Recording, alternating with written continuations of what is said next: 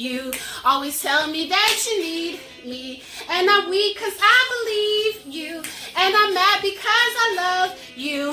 Then I stop and think that maybe you could learn to appreciate me. Then it all remains the same, that you ain't never gonna change, never gonna change, never gonna change. Hey y'all, welcome to another Black Wealth Wednesdays. Today we're going to be talking about high-paying side hustles. So I know that you all have scrolled through your timelines and you've seen people post about, I want to be the first millionaire in my family. This is going to be my first 100K year. People giving tips and tricks about side hustles. But how do you know which side hustle maximizes the income that you already earn?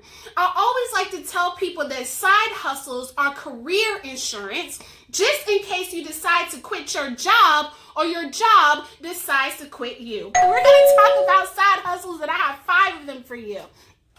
Let's start with number 1. All right, we're going to get right into it, y'all. I hope you got your pens and pads ready, okay? So number 1, we're going to talk about online tutoring.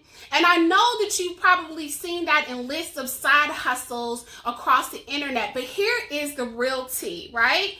Not every online tutoring service is created equally, and not all pay at a high rate. So I went and I researched 5 online tutoring companies, and I found the one that pays the highest rate.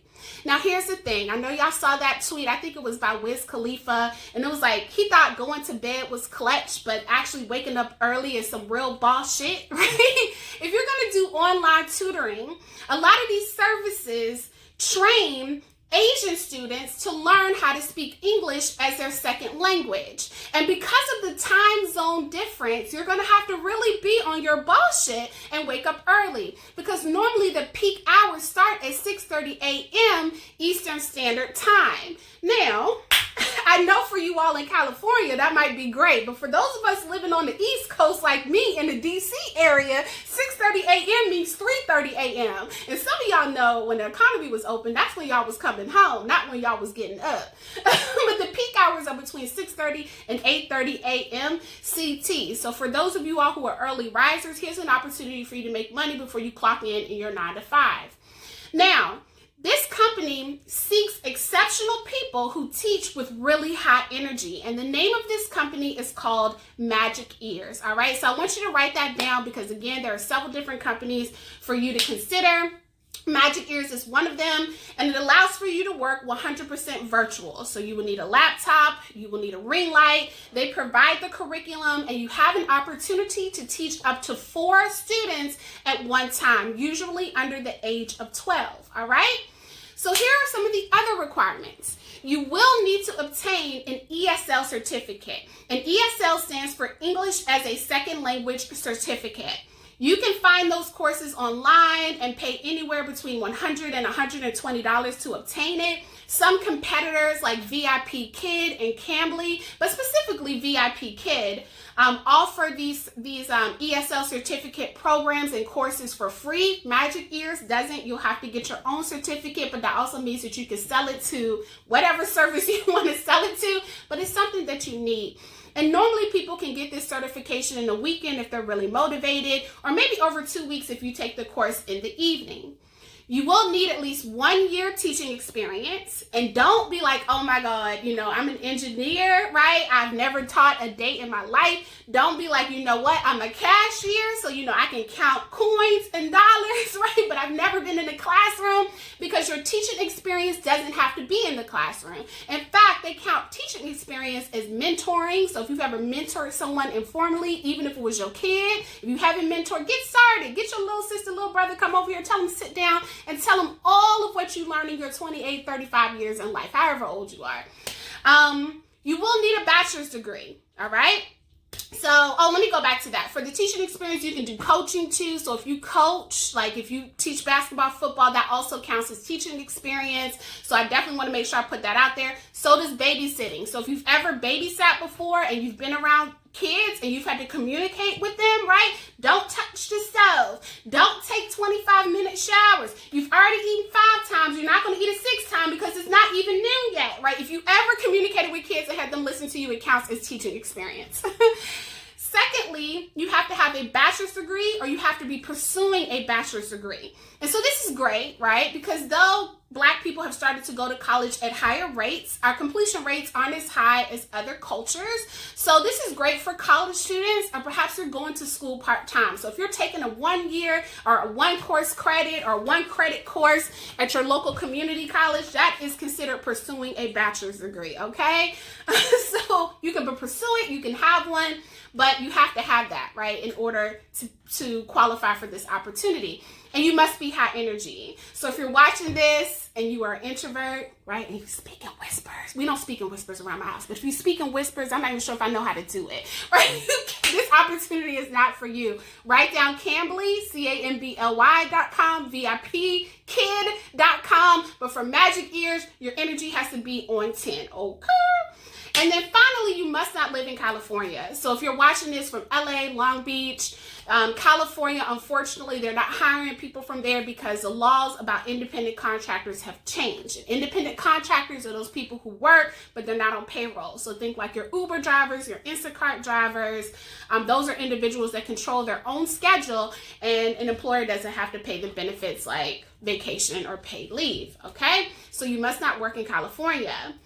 Now, the pay for this is $10 to $12. Now, before you be like, girl, you said you was going to tell us some high-paying jobs. Just stick with me. It's $10 to $12, but you don't earn money on the base pay. You earn money on the incentive pay. And the incentive pay for Magic Ears is this, okay?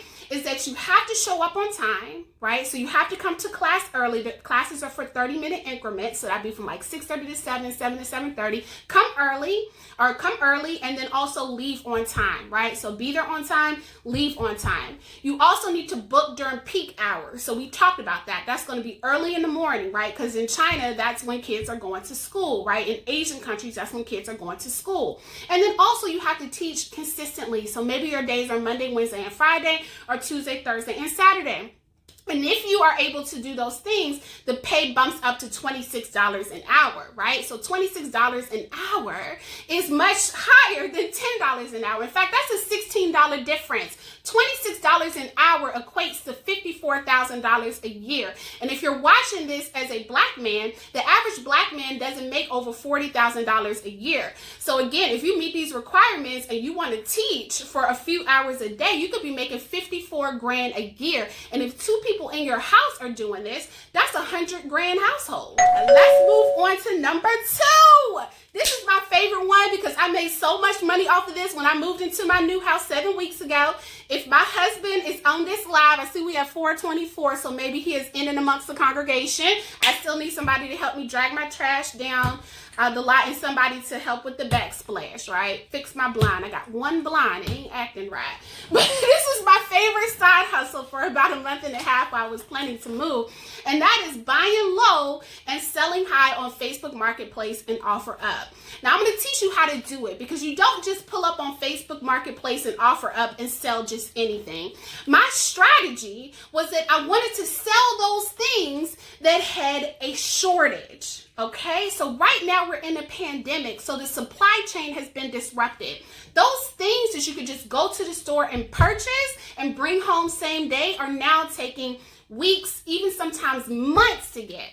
And so here are some of the shortages that you should write down. Furniture. There is a whole shortage on furniture right now, specifically sofas, 3-cushion sofas and sectionals. You are waiting anywhere between 6 months to 18 months to get these materials. So you have an old couch in a room that you don't normally use. If you have a recliner, love seats are a little easier to find, but if you have a love seat, let's see how it goes. If you have a sectional, this is the time to sell it, okay?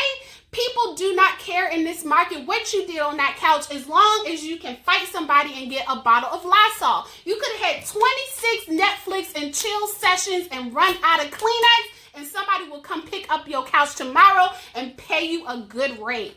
Don't tell my mom I said that. Next, appliances, okay? Appliances are in short supply, especially lightly used appliances. So we're talking about refrigerators, garbage disposals, washer dryers, microwaves. So lightly used appliances, again, they're in short supply right now. So if you have those in your home and you're not using them, now is the time to sell them for maximum rate. Now, for those of you all who are watching these, who is hustlers, right? Like you saw that meme, like you gonna hustle till your haters ask if they're hiring. You know how that thing was trending across the internet? Like now is the time for you to go to the thrift stores. I mean, a big place that you can go to right now is the Salvation Army, okay? Salvation Army, you can get a couch in there for like $10 or $15 because they're just trying to turn inventory over really fast, right? You can go in there and probably get some appliances for less than $50. And when you go on OfferUp, you sell that at 6x, 7x the cost. Let me give you an example. My aunt brought 2 recliners, $300 a piece. They were pleather, won't even leather, okay? Fox leather, right? I know it's faux leather, but I was dating this guy for a little bit. He was like, I want you to get fox locks. And I was like, fox locks? I was like, spell it. Use it in a sentence. It was like F-A-U-X. I was like, oh shit.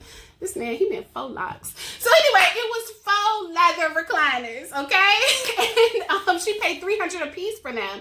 And we were able to resell them on OfferUp for $250 a piece. She had owned these recliners for 5 years. So she paid $600 5 years ago for these 2 recliners. She sold them for $500. So that means that was a $100 loss. And that's great for furniture that you've had in your house for 5 years. She took that $500 and she purchased her dream furniture set. Okay? So I see people laughing about the fox locks. Yeah, I didn't know what he was talking about. So you definitely want to make sure you flip in that way. Again, I personally like OfferUp. I've never had a product stay on OfferUp longer than 4 days. So OfferUp is my place, but Facebook Marketplace is also a great resource. Now, here are some things that you want to make sure that you keep in mind if you do this, all right? First is there are scams on there, all right? So you never want to give your phone number away to them.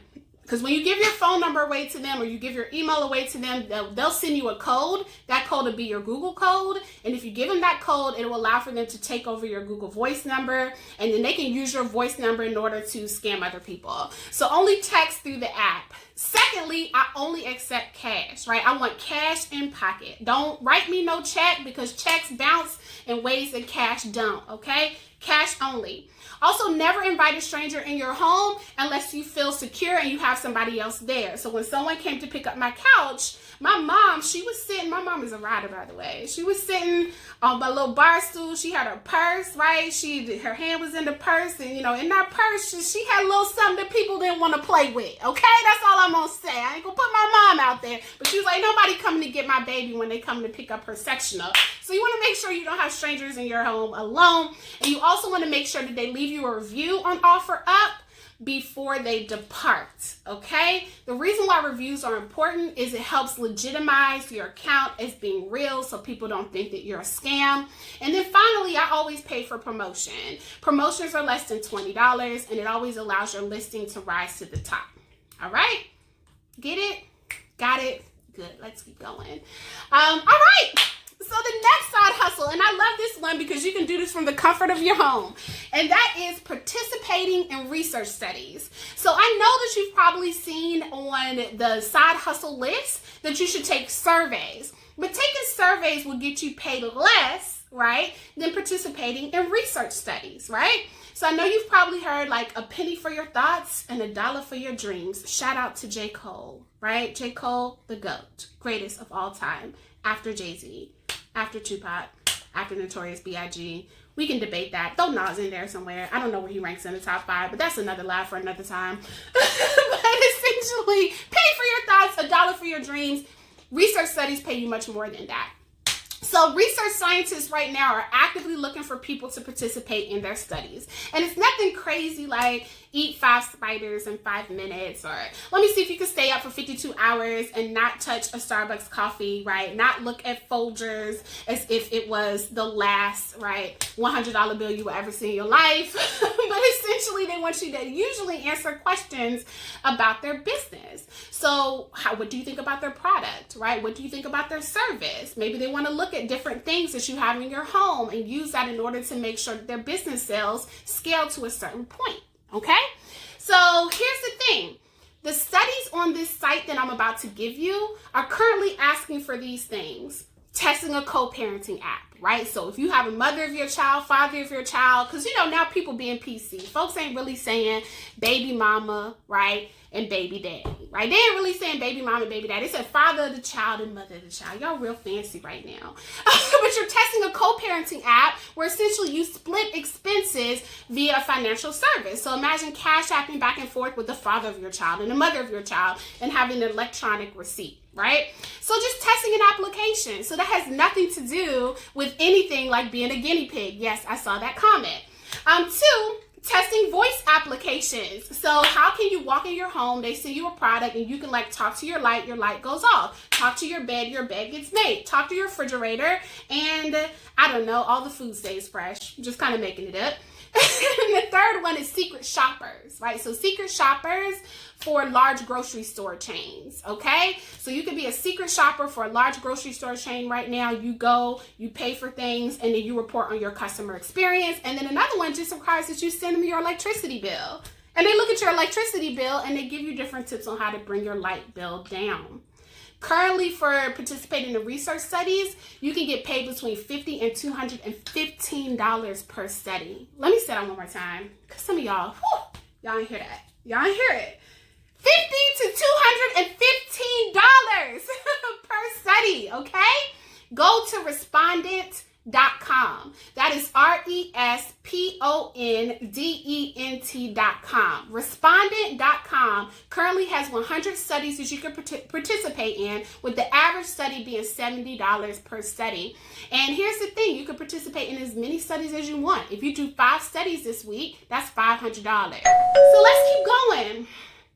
The next one is not for the faint of heart, but my cousins have made a lot of money off of this. And this is flipping cars, all right? Flipping cars. With flipping cars, it's almost like flipping houses, right? But it's a little simpler, right? Because houses are more expensive than cars. When you flip cars, you buy the car low and you sell it high. Currently, there is a high demand for used cars. Why? Because a lot of people aren't ride sharing as much as they used to. I mean, the prospect of sitting next to a stranger and hoping they would be Prince Charming, right? Most people don't want to bet on it being Prince Charming more than somebody actually coughing on you and potentially you getting, I don't know, a cough as well. So people are buying used cars in high demand. So if let's say you have a car that you want to sell, or perhaps you want to find a used car. I drive a Nissan personally. My grandma backed into my car and my bumper, it kind of fell off. She taped it up. It looks really crazy. But I thought about selling my car simply because I didn't want to get it fixed. I don't know anything about cars. Maybe I would have sold it for $50, maybe not. But first, here's the thing. Before you start flipping cars, one of the things that my cousins do is that they check the laws, because the laws in each state differ and sometimes they change from year to year. The reason why you want to check the law is because in each state, they limit the amount of cars you can flip in a year. So in the state of Indiana, you can flip up to 11 cars per year, okay? So after you flip more than 11 cars, then you have to register as a licensed dealer. But for the most part, most states allow between 5 to 10 cars that you can flip. Now, here's the thing. You need to look for cars that are really cheap. And normally it's people like me who don't know anything about my cars, which is why my stepfather being a mechanic, my uncle being a part-time mechanic, and my cousins knowing everything about cars was useful for me. But a lot of people list their cars on Craigslist because they're trying to sell them fast. But you can also look on eBay Motors. You can look on public auctions. Public auctions are the real clutch. My mom goes there all the time to find deals on cars. And the government is selling cars there that they're not trying to make a profit off. They're just trying to get rid of them because the government is about public good, right? Not profitability. You want to look for low mileage cars, right? So you want to look for like Chevrolet, Ford, Honda, and Toyota, because normally they go a long way, right? So you can drive that joint 200,000 miles, it's still trucking, it's still going. And you want to look for sedans and SUVs. Sedans, that's 4 doors. Usually it's not a coupe with 2 doors. And then also SUVs, because a lot of people are looking for either the first car that they'll buy for their 16 or 17-year-old, or they're looking for a family car at an affordable price, right? You got more mouths to feed and less dollars in the bank, right? So they're looking for compact SUVs and they don't want to haggle at a used car price. You don't want to spend more than $1,500 on your first car, all right? Pay for it all in cash. Yes, at public auctions, sometimes they do allow for you to use credit cards. But the thing about using credit cards is that when you pay for something with a credit card, you also have to pay interest. And so you're not paying the amount that it costs. You're paying what it costs plus if you carry the car for longer than a month, okay? You also want to look at kbb.com, and that is kellybluebook.com, to see what the value of the car might be. So if you're buying it for $1,500, but the Kelley Blue Book value is $6,000, then you know that there's some profit margins there. You also want to run the VIN number, so the vehicle identification number, through safecar.gov, so you can see what the history of the car is. And then don't be like me, actually, because I brought my uncles and my cousins to look under the hood, look under the car, get all up in there to make sure that you have a pretty good used car that doesn't cost a lot of money to fix, or at least you have an idea of how much it will cost you. All right, for each sale you want to make between $3,000 to $5,000. If those aren't your profit margins, then it doesn't make sense. And once you've hit your max car limit, you want to make sure that maybe you continue buying used cars and then you rent them on sites like Turo. So that's Turo.com. It allows for you to rent your car to individuals the same way that people lease their home, right, on Airbnb. Okay, so some people have 5 or 6 cars. They create a mini fleet on Turo and they're able to make money. And then in the following tax year, they can sell whatever cars that they're not using, right? So again, buying and flipping cars, all right? You flip 6 cars in a year, that's $30,000. You flip 11 cars in a year, and that is $55,000, right? If you and your partner flip 22 cars, that's $100,000. Hold on. Let me just flip that hair.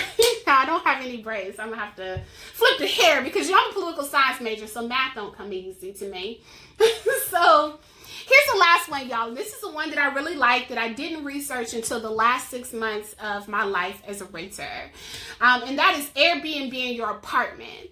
So for those renters who are listening to this live, I know you probably thought like me that you had to own a home before you Airbnb'd it, right? You kind of think if your landlord catches wind of you listing your apartment on the site, that perhaps he will evict you. And though that is definitely a possibility, I want to tell you the cheat code that worked for me, all right? So first you want to look up your local zoning laws. They range from state to state. So California and New York, I don't know what's up with y'all. Y'all have the highest business taxes and y'all laws are crazy. But in New York City, it is illegal to rent your apartment for less than 30 days unless you plan to occupy that apartment with whomever you're renting, right? So not unless you want to stay in your apartment with a stranger for 30 days, right? They cooking the eggs, you frying the veggie bacon, right? It probably won't work in New York City. And in Chicago, for example, you can only do Airbnb in your apartment in certain zones. But here's the great thing about Airbnb is that they have a site called the Airbnb Responsible Host page. And you want to look at the local regulations section and then list out all of the different cities that have regulations. And sometimes it's nothing. So like Arlington, Virginia, they tell you the different places where you can Airbnb. But let's say you're going to Atlanta, Georgia. In Atlanta, Georgia, they may require that you get a business license, okay? So again, if you're trying to do Airbnb with an apartment, then these are just some of the things that you want to check out. Secondly, what you want to do is you want to read your leasing agreement. All right, read your leasing agreement and see if there's any current provisions that prevent you from Airbnb in your apartment. Sometimes it's there, but most oftentimes it's not, because a lot of people who who own property right now are not Gen Zers. What's the one that everybody forgets about? Gen X and boomers, right? So a lot of them aren't hip to Airbnb, so they're using templated leasing agreements off the internet that don't have Airbnb provisions, because those templated agreements were created back in the 90s before Airbnb existed. Now, here's how you get your landlord to sign on. Here's how I got my landlord to say yes. I called him up. I told him what my idea was. I said, hey, my apartment is located near Reagan National Airport, and I think that it will probably rent well. I'm clean, right? Hello, I'm clean. So when they come up in here, there ain't gonna be nothing up in here but cleanliness. So I think that people will actually want to rent this unit. I understand that my leasing agreement does permit me to do that because there's no exclusionary clause. But what I offered him was an opportunity to share in the profit. I told him I would pay him 15% for every rental that I earned or scored on Airbnb. And because I offered to pay him 15% of each booking, he agreed. He either said I could pay more rent, right? He could just get it every single month, or I could pay a percentage of the sale. So usually when you're upfront with the landlord, usually they're flexible about you using their space in Airbnb. Now, of course, you have to be a responsible host, right? You want to make sure that you have rules, like don't let anybody be loud, right? Let them know if you have a neighbor who will knock up against your ceiling with a broom if you speak above a whisper, right? Maybe you might not want an Airbnb, but make sure that you're a responsible host, right? So that you're also a responsible tenant. In Atlanta, you can make $80 to $200 a night. Montgomery County, Maryland, you can make anywhere between $40 to $500 a night, depending on how close your home is to DC. Charlotte, you can make between $115 to $200. Richmond, Virginia, shout out to my hometown, you can make between $80 and $200 a night. And in Oakland, depending on where you are in Oakland, right now for a 1-bedroom apartment, so 1-bedroom apartment where you allow someone to occupy your entire space for a night, usually Friday through Sunday, in Oakland, you can get $79 to $225 per night. And so you see how that can add up very quickly to $100,000 a year, right? And that's you just, you get up on Bumble, whatever you decide to use. You swipe right on the right person that allows you to have sleepovers on the weekend. You go sleep over for free. Maybe you take Boo Thing to get some cheddar biscuits at Red Lobster, right? You got hot sauce in your bag swag. In exchange for free dinner and some company, now you're booking $200 a night stays, which means in a weekend, you're making $600 per weekend. 600 times 4 weeks in a month is $2,400 per month. So, I see somebody said Bumble. I don't know. I ain't been on Tinder in years, so I don't know what they're doing over there, but somebody said it was hookup ad. So those are 5 side hustles that allow for you to earn high-paying money just through exchanging your time for money. And you already know how I started this out talking about the Paycheck Protection Program. Even if you're not interested in any of the side hustles, I always encourage Black people especially to start a business, because the tax code in America was set up for owners to win and employees to pay.